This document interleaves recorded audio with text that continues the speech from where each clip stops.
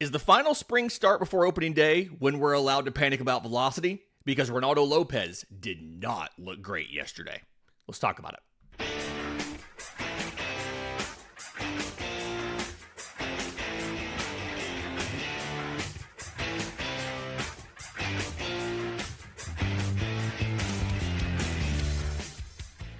Yes, welcome on in to Braves Today, your daily source for news, notes, and updates on your Atlanta Braves. I'm your host, Lindsay Crosby, award-winning baseball writer and podcaster. You can follow me on social media at Crosby Baseball. You can find all my written work, bravestoday.com. That's the Braves Today Substack, as this is both a podcast and a newsletter. We're proudly part of the Believe Podcast Network and presented to you by FanDuel. Download the FanDuel app or go to FanDuel.com to get started. We're going to get to the Spring Breakout game over the weekend and the Braves prospects winning for the first time in 3 chances. We're going to get to some of the roster moves over the weekend and how it kind of feels like the Braves have set the roster for opening day already. But before we do that, Reynaldo López got the ball on the road versus the Twins yesterday, and it didn't go great. He pitched 4 2/3 innings, threw 80 pitches, 52 for strikes, 4 runs on 5 hits and 2 walks, 1 strikeout, 1 home run. Now, it was a 3-run bomb. So let's 3-run bomb there. But the concerning part was not the results. I've been talking about this all spring. It's process over results in spring, right? But the process to get to those results was also pretty bad yesterday. Reynaldo López, again, 80 pitches. His fastball averaged 89.2 miles an hour in the outing. Not good. Here's the thing. And I'm going to bring back an old chestnut here. 2 things can be true at once. It is abundantly clear that Braves starting pitchers this spring have not been focused on pushing their velocity. I feel like Grant Holmes is a little bit of an exception there, simply because, trying to make sure that he was healthy. He was testing the UCL and the flexor tendon and all of that. So he's had good velocity. But everybody else has very much not been pushing the velocity. Only one, of the group of Sale, Lopez, Elder, Strider, Holmes, one guy, one time, has averaged 95 miles an hour in his spring start. And that was Spencer Strider on March 5th. 24 fastballs among 48 strikes, and he averaged dead on 95 miles an hour. Everybody else has averaged less. But there's been a progression in velocity where it feels like they've been pushing to make sure they are where they need to be the entire spring. Reynaldo López kind of went backwards. Reynaldo López averaged 91.5 in his first start. He averaged 92 in his second start. He averaged 92.8 in his third, and then 92.2, and now 89.5. So, again, the first part of the 2 things can be true at once is it's been very clear, especially if you watch them and you watch the effort. They're not trying to push the velocity. And López didn't look like he was going at max effort yesterday, for what it's worth. But thing number 2, 89.2 miles an hour? And in the 3rd inning, he did average over 90 miles an hour on his fastballs, right? He got 90.3 miles an hour on the on his fastballs in that inning. Flip side of that, 4th inning, he averaged 88.5. 5th inning, he averaged 88. He threw a 68 mile an hour curveball in the 5th inning. And here's the thing. Everything else, for the most part, looked fine, right? The shape of the 4-seam fastball, he got 17 inches of induced vertical break on the 4-seam fastball. The slider looked to be similar in shape to what he normally throws. I feel like it maybe didn't break as much. Kind of anecdotally, it looked the same. When he's throwing literally 78, 79 on the slider, it's kind of hard to evaluate the movement legitimately. But it looked to be roughly the same pitch. And again, it looked like he had some in the tank still. But the final start before opening day is not the time you want to see all of this. That four-seam fastball, he threw 41 of them. He induced 19 swings on it. He got 3 whiffs. Now, he did get 9 more called strikes, so shout out there. But he induced 3 whiffs on 19 swings. 11 balls were put into play. Only 3 of them fell for hits, but he did give up 4 hard hit balls. The slider, 3 of them put into play. 2 of them fell for hits. 2 hard hit balls, and the average exit velocity against the slider was 101.7. Like, Reynaldo López got hit around the yard a little bit yesterday. And again, they've been deprioritizing velocity over other stuff this spring. I acknowledge that. But at the same time, we can acknowledge that was concerning. I think what I'm banking on here, and this is a little bit of like hopium, right? What I'm banking on here is that they've been working on locations and they were working on secondary stuff. And all of these guys have it in the tank and they're just not using it. And again, that is blue and red colored glasses here. That is 100% like I am just begging and hoping that's what's going on. But it's a little bit scary. I had somebody ask me, do you think he's trying to pitch through a dead arm situation? Looking at it from TV, it didn't look like he was trying to pitch through a dead arm situation, right? He wasn't using a ton, it didn't look like he was using a ton of effort. I don't feel comfortable classifying a number if it was 90% effort or whatever. But 6 miles an hour down from your average velocity is not good. And keep in mind that average for Reynaldo López is kind of just based off of one appearance he made in 2025 where he averaged 95.6. In 2024, his average was close to the same thing, but just not a great place to be the week the season starts. I'm curious to see what Spencer Strider does today. He gets the ball in an actual game today, his final start of spring, and the team announced that the official rotation order a team official confirmed to the beat in Florida that the rotation order to start the year is probably going to be Chris Sale for opening day. They announced that over the weekend. Followed by Lopez for game 2 and Strider for game 3. Again, that's against Kansas City, which would line up some combination of Grant Holmes, Bryce Elder, and whoever that 6th starter is to face the A's the start of next week. You have Monday, Tuesday, Wednesday against them. Wednesday's a day game, and then you leave and you fly to Arizona to take on the Diamondbacks for 4, and the Angels for 3. And on that 6th starter, matter of fact, we'll get to the 6th starter and a lot of the rotation decisions they made next, right here on Braves Today. Before we go to break, real quick, after this was recorded and before it was posted, Reynaldo López spoke to the media in Northport and said that he had a mechanical issue is why his velocity was not there. Said there was no pain, there was no discomfort, just one of those days, and he believes he will be perfectly fine when he makes his next start.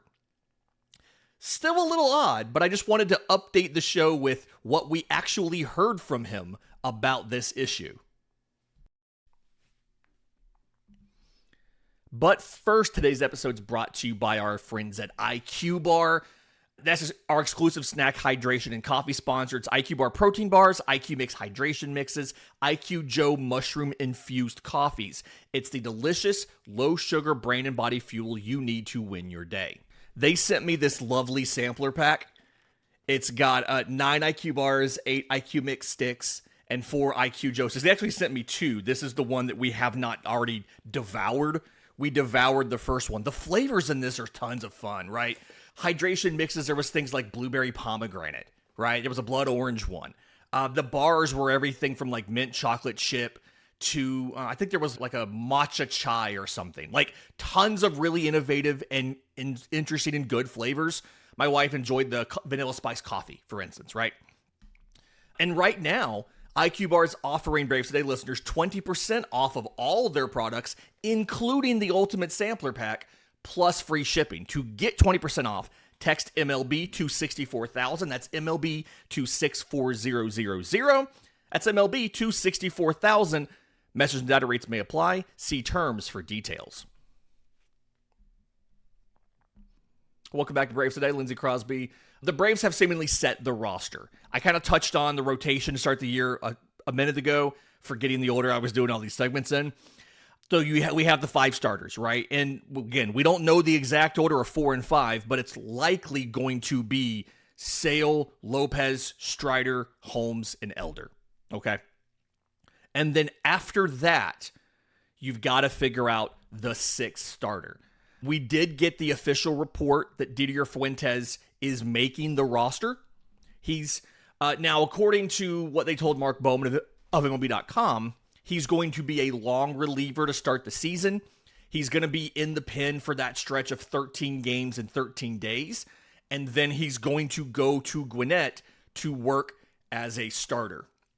So he likely won't be 6 innings in game 6 there against the A's in a day game. He'll likely be used in a smaller sample somewhere across this stretch. But things can always change. This is already a change from the initial plan. And I've made the point now a couple different times. But this is the Spencer Strider 2022 plan, right? He opened the season as a long reliever, and he pitched so well early that they just kept him up in the majors and eventually moved him to the rotation, right? His first 3 outings of the year, he covered 9 innings with 11 strikeouts, 3 hits, 1 run. He did walk 6 in that stretch, but still really solid. And they ended up, by the end of May, they had put him into the rotation. And, you know, he pitched twice on a road trip. I think it was at Arizona and at Colorado. And like he just never left. He never left the rotation again. And let's be clear, some of these early outings for Strider were rocky. That stretch as a reliever before he got into the rotation, he walked 11 guys in 24 and a third innings. But he struck out 37, right? His first 2 starts, he allowed a combined 7 walks in 8 and a third innings, and 4 earned runs, 6 runs on 6 hits, but he struck out 12. So Didier Fuentes is going to start off as the long man. I don't know if they'll use him for that 6th game, if they'll use Jose Suarez for that 6th game, but if everything follows what they said, the plan will be Didier Fuentes, after that stretch of 13 games in 13 days, he heads back to the minors, and I would imagine you're probably calling up James Karinchak at that point in time, because James Karinchak looked really good in spring. He's not yet on the 40-man roster. He does have an option, though, so he's one of the guys you can shuffle back and forth this season between the majors and the minors. And a lot of the minor league relievers that you could call up, all those guys have options, right? Hayden Harris is on this is his first option year. He didn't spend, after he was sent down last year, he didn't spend 20 days in the minors, if they even sent him down very late in the year. Dylan Dodd's on his final option year. Hunter Stratton's on his second of 3 option years. Karinchak, when he gets called up and then sent down, will pop his first option if he gets sent down, right? So they've got that flexibility at the back end of the bullpen that we really haven't had in a while. I would imagine the plan would be Jose Suarez becoming the long man if he's the 6th starter for that opening stretch when Fuentes leaves. We'll see. We don't really know exactly what the plan is there. We do know that the plan is to carry both Dom Smith and Kyle Farmer on the opening day roster. They were on minor league deals with non-roster invites to spring training. They both signed split contracts over the weekend. So to clarify some of this, right, they were able to opt out. They were XXB free agents. And instead, they will now break camp with the club. They're not officially on the 40-man roster yet. You'll have to pick them. The Braves, if I remember this right, the Braves have 38 on the 40-man roster right now, so it's not a problem to pick them. The Braves can also make more spots by putting Smith-Shawver on the 60-day. They can put Waldrop on the 60-day. They can put Wentz on the 60-day. They can put Danny Young, who's rehabbing from May Tommy John. They can put him on the 60-day. Even if you don't pop Murphy or Kim or Daysbel Hernandez, who's going to go on the IL, you can still buy 4 40-man roster spots, right? So we're not concerned about 40-man roster spots right now. But getting Smith and Farmer on here, you can see the path to using them, right? Dom Smith would be your primary DH against righties. Kyle Farmer would be your primary DH or a position player against lefties. You know, he's hit them pretty decently the last 3 years. Did have a commenter point out that he's hit better away from Coors Field than in Coors Field. So you have to feel like that's going to help a little bit. And Smith is really not an outfielder anymore. He's just kind of first base. So you're going to have him at DH. But Kyle Farmer can play second, can play third. He's spent a little bit of time in the outfield, but you have enough options there where you don't need him to do that, right? So you could have like Ozzie DH and put Kyle Farmer at second. You could let Austin Riley have a half day at DH and put Kyle Farmer at third if you wanted. He's played a little bit of shortstop, but it's likely not going to be a thing that he does a lot. So your bench is pretty much set here. Jonah Heim, Kyle Farmer, Jorge Mateo, Eli White, and Dom Smith. Brett Wisely could always take that final bench spot over Jorge Mateo. We'll see what happens. But this is also a scenario where guys have come open, right? I talked about this on Friday's show. Dylan Moore was opting out from the Phillies. They put him on the roster. He's going to make the team instead. And that's how that's supposed to work, right? He exercises the opt-out, which forces them to either release him or add him to the roster.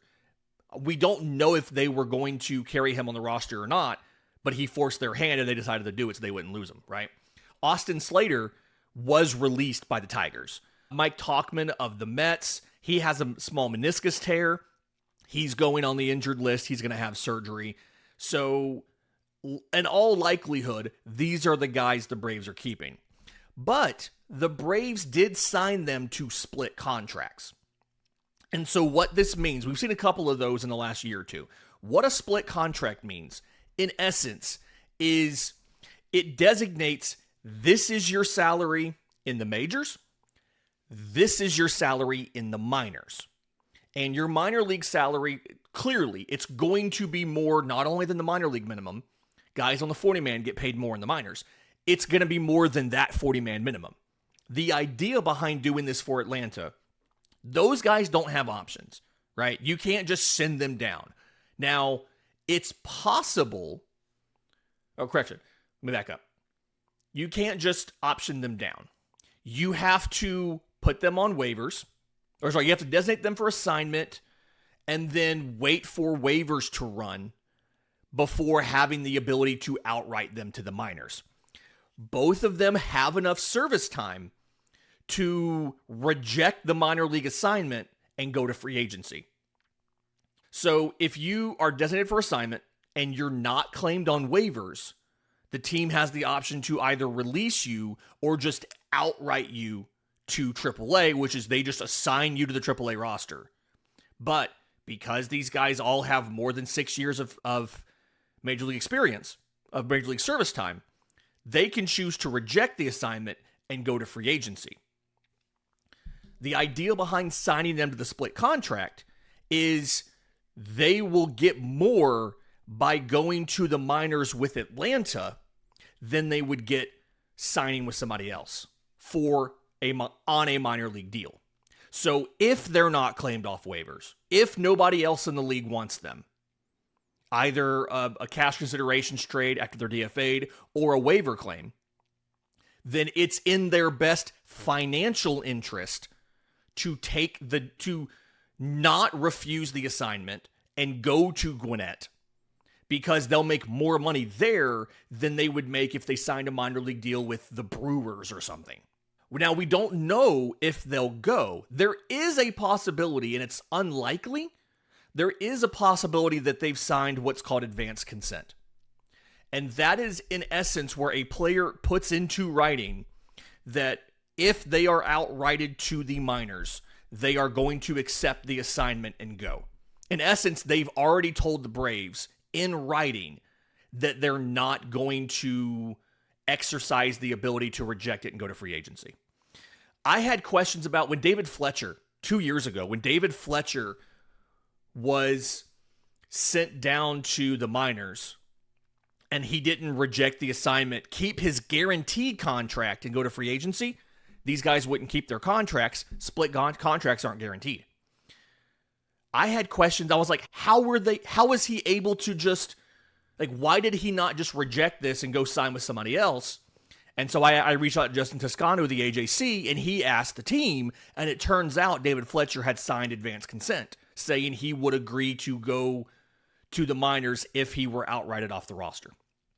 I'm assuming, we don't know, I'm assuming the Braves probably asked them to do that. We don't know if they did or not, but we do know that it's in their best financial interest if they're unclaimed to go to Gwinnett. But they're going to start off as probably your DH platoon to start the year.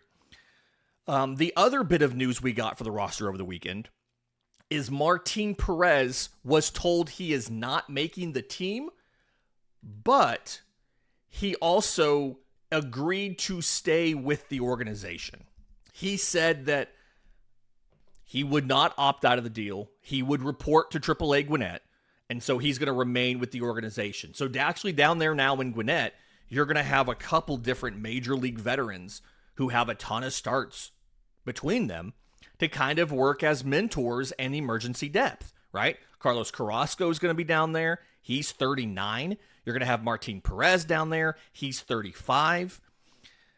It's important to point out, Herrick Hernandez. You signed him as a free agent in November. He's been both a starter and a reliever, but he's about to be 31. You have a couple veterans down there to help mentor your J.R. Ritchie, your other starting pitching prospects that will be in Gwinnett.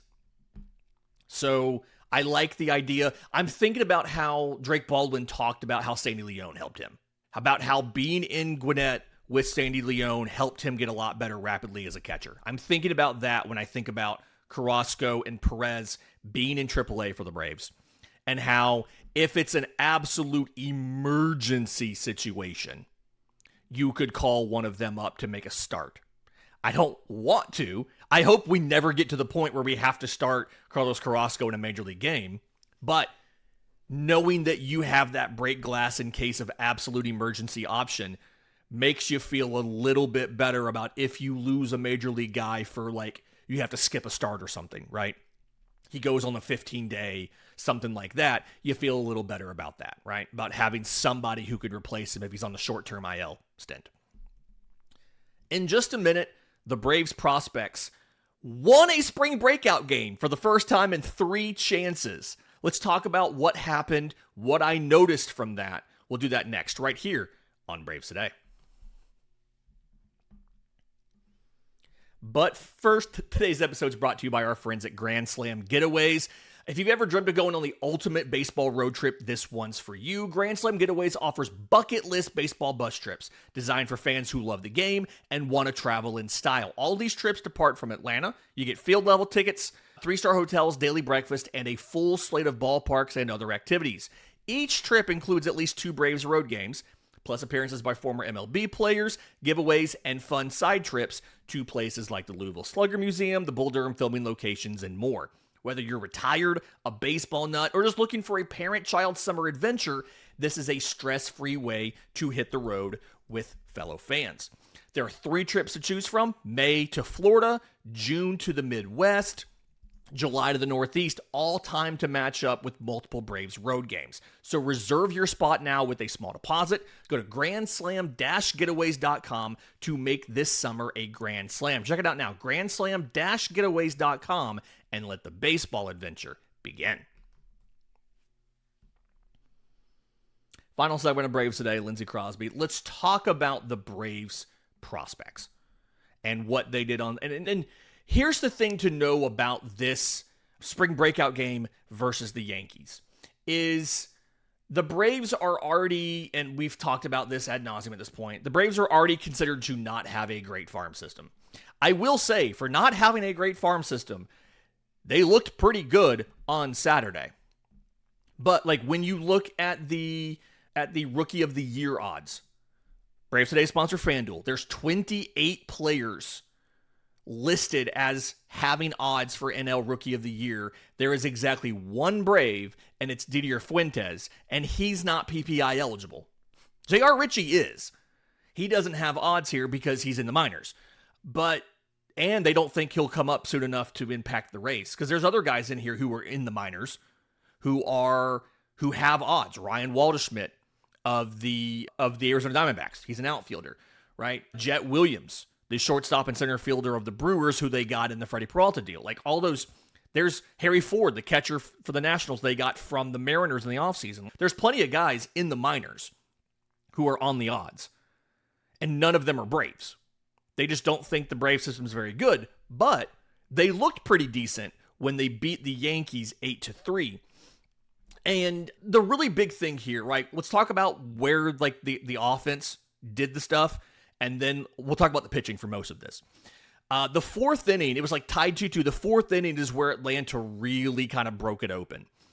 Kyle Carr, who was starting for the Yankees, he's like their number 10 or 11 prospect. Highest rating pitching prospect they brought. They have a ton of pitching prospects, and they didn't put a lot of they didn't send a lot of them to the game. The Braves opened the inning with like 2 walks, 2 singles before an out was recorded. And then they got another single. There was a defensive error in center to score another run. And then Tate Southacene walked off of a reliever. They put in Harrison Cohen as a reliever. Tate Southacene drew a walk there. So like bases loaded here. And there was multiple games multiple plays with a throw home. The Braves didn't get the runner in when Connor Essenberg hit a ground ball to first. Sorry for the background noise. My printer just turned on, like, randomly. And then Diego Torrens hit a ground ball to third, and the runner did get in, and he beat the throw. So it was a single, which made it 6-2. And, like, there was 2 walks in this inning that were just, like, a bunch of out-of-zone pitches and not really anything great there. But a lot of the at-bats in that inning were really good. John Heel, 8-pitch walk to open the inning. Alex Lodice's single, he took a cutter that was inside the other way. So like it almost looked like it jammed him a little bit, but it had decent exit velo on it. Jose Perdomo got an inside changeup 0-1 and got in, like turned on it and got it out to center. It was very clear to me, and this is the big thing process, right? This is the big thing to me. It was very clear that the Yankees pitching plan was to get ahead in the count early and then pitch these guys inside and make them and just prevent them from making quality contact. And this was the second time through the order, and you saw how the Braves prospects were adjusting to that plan. The walks helped. The Southacene walk, the Dixon Williams walk, again, those were mostly non-competitive. I think one of them had a called strike on a pitch that was technically out of the zone. One of them had a foul ball on a pitch that was out of the zone, but it was close, right? Like, you could excuse them actually making that swing. But the rest of them were all hey, it's 0-1 and we're going to pitch you in. And the Braves hitters had seen that the first time and adjusted to it the second time. So I really kind of like how that went. I do think the player of the game ends up being John Heel. His only hit of the game was a home run. He got a slider and he pulled it down the line like 370 feet. But in the first, he got an RBI on a force out. He walked there in the fourth. He ended up with 2 RBI, 2 runs scored. Tate Southacene, he only had 1 hit, but he did walk. He did score a run there in that 4th inning. And then his 2 batted balls were both over 100 miles an hour. So he made quality contact, process over results, right? He made quality contact in multiple at-bats for a guy who really struggled in his first look at professional baseball last fall. That was really encouraging to see, that he was not overmatched by any of the velocity or the older, better prospect, anything like that. He handled his own. The pitching's the real thing I kind of want to highlight here. We got a few minutes. You guys said in the survey you like it when it goes 30 to 45, so we're gonna bank that here. Owen Murphy opened the game. He allowed 1 earned run on 3 hits. He did walk 4. Really kind of uncharacteristic control issues. Felt like he was overthrowing a little bit, kind of like Garrett Baumann did last year. But of his 26 fastballs, he only averaged 91.6 miles an hour. So you'd be it does not sound super impressive, but also he averaged 21 inches of induced vertical break on those pitches. Just absolutely kind of filthy what he was able to do with the movement. You can see why like Baseball America called that the best fastball in the system. Better than Didier Fuentes, better than John Carlos Law or anybody else. Because the movement profile is absurd. In spring training games, Major League spring training games he pitched, he averaged 92, he touched 95. The Stuff Plus grade from Saturday at averaging 91.5 was a 111. And remember, for Stuff Plus, 100 is league average. And a 1 standard deviation better than league average is like 107 or 108. So he was a standard deviation and a half better than the league average fastball. And that's at less than 92 miles an hour. If he has, in his first full season back from Tommy John, if he has some of the natural, even small velocity growth that we think he can have, right? If he can average 93 and touch 96 or, round it up to 7 when he needs it, that's legitimately a weapon of a fastball. It's fantastic. He got George Lombard, the top Yankees position player prospect. He got him to strike out on a heater up in the zone. Just fantastic. Now, that was the locations was the issue for him. 50% of his fastballs were in the zone. And so because of that, they were able to kind of sit on the ones that did get in the zone. They were taking a lot of fastballs unless he left it in the zone, and then they were just like popping it. They were sitting on it and waiting for it. Rolddy Muñoz finished the 3rd inning, took the entire 4th, struck out 3 of the 4 batters that he faced. I think he averaged 96 on his fastball, 4 total whiffs, 67% called strikes plus whiffs. Very small sample, obviously 4 batters, but still. It was both in the zone and getting whiffs with it. Garrett Baumann, though, holy cow. Garrett Baumann got in the game. He struck out 5, no walks, no hits. He averaged 95 with the heater. He broke 96 multiple times. And then when he got back to the second time through, he started just like ripping sliders everywhere. He got a really fun to watch strikeout. He threw a 2-seamer up and in to a righty. And this dude swings at this pitch. It almost hits him in the face. It wasn't actually going to hit him, right? But just, it looks like it's a 4-seamer that's like dotted up and in. And then it just keeps coming in on the batter. Just fantastic pitch. And like that was kind of just, he was getting a ton of both whiffs and called strikes on the 2-seamers and the 4-seamers. And elevated same-side two-seamers may become a fun thing for me just to kind of start watching for. Herrick Hernandez got the final 2 innings. He struck out 4. He did get up a run, 2 hits and a walk. He's the lefty reliever out of Miami that when we drafted him, I called him the Spencer Strider starter kit. Mid-90s fastball, 21 inches of induced vertical break. It's a little easier sometimes for relievers, I feel like, to hit that than it is for starters. Shout out to Owen Murphy for getting that as a starter. But he did add a sinker. He was throwing a sinker in this game as well. But it's like four-seam fastball, slider, curveball, and a sinker. So still kind of in the Spencer Strider starter kit. He's not really beating the accusations here.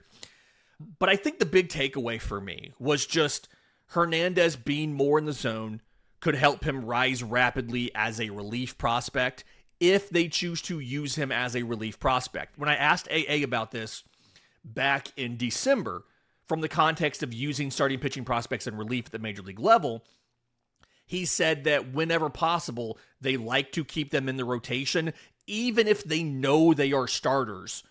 They like to keep them in a minor league rotation just to help them get innings. So I don't know if Herrick Hernandez is going to switch to a relief role in the minors or if they'll keep him as a starter for one more season. But when they commit to making him a reliever, kind of like they did this offseason with Blake Burkhalter, I feel like he could shoot rapidly through the system, and he could be an option to get used by the end of the year at the major league level. It could be something where he debuts end of the year, and you just don't, even if you send him back down, if it's after the first week of September, he's not in the minors long enough to use that first option year. He had a 122 stuff plus on his four-seamer, 106 on his slider, 113 on the sinker. Granted, he threw 2 of them. And the curveball was a 98. He only threw 1 of them, so sample size caveats, right? But a 106 slider, a 122 four-seamer in the mid-90s, like, that'll play. That'll absolutely play. It was great that the offense scored, right? And that they won the game. But the biggest things that stood out to me definitely ended up being the pitching. If Garrett Baumann follows the pattern, and by the pattern, I mean what Swollenbach and Fuentes did, we'll see Garrett Baumann debut later this year. Spencer Swollenbach finished the first spring breakout, and he debuted, I think it was in late May. Didier Fuentes finished the second spring breakout. He was the second starter that pitched in that game, and he debuted in June. So if that pattern holds, Garrett Baumann, who was the second Braves starting pitching prospect to pitch in this game, will probably debut sometime this summer too. Feels a little unlikely, but he's got the velocity, he's got the stuff. It's just a matter of experience, and do you think he's far enough along to survive at the major league level? And then you're going to have the whole conversation we always have about, are you popping options too early on these guys? If you debut him in June and then send him back down because he's not ready, you've already used 1 option year. And I feel like that's been a thing that we've seen too often, right? Where you're popping option years for guys who are 20 or 21 years old. AJ Smith-Shawver, who will be on his final option year this year if he gets sent down. Didier Fuentes is already in his second option year if he gets sent down. Again, we don't know. He might not, but if he gets sent down, like you're popping options kind of early on some of these guys. And if they don't have time to establish themselves before they run out of options, you run into a logjam at the major league level, right? So we'll see what happens. This has been Braves Today for Monday, March 23rd. Do me a favor. Listening on audio, 5-star review would be fantastic. Apple, Spotify, wherever you get your podcasts. You're watching on YouTube. Subscribe to the channel. Hit the notification bell. You know we go live. We drop a new episode. All that good stuff. Until next time, this has been Braves Today.